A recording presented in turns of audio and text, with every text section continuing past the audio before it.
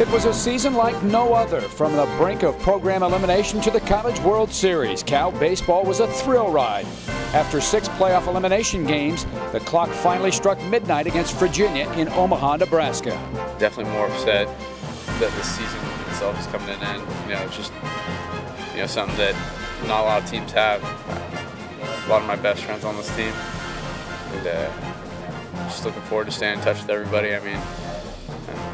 Trying to get back here next year. Next year is now this year as the Bears begin the process of building another team. Last year's magical run has become motivation for Coach David Esquer, who signed a new 5-year contract in August.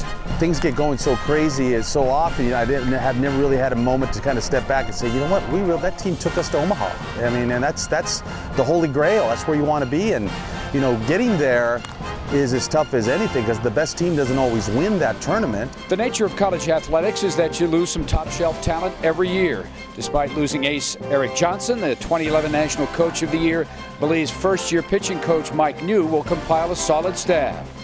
Eric Johnson on Friday night, that's something you just don't replace right away. Although we feel in the top 3 spots we're going to be pretty competitive, with Justin Jones and Kyle Porter. Matt Flemmer will probably go from closer to a starter.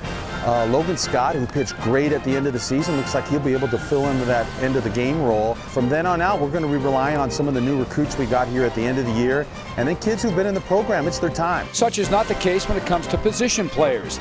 Led by Pac-10 Player of the Year Tony Renda and catcher Chad Christ, the Bears will field a very strong lineup on a daily basis. We do return probably a returning player at every field position.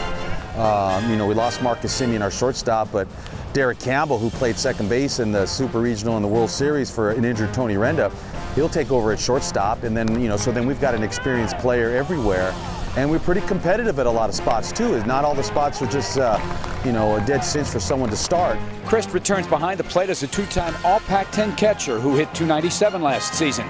But his biggest responsibility will be to help Coach New mold the pitching staff.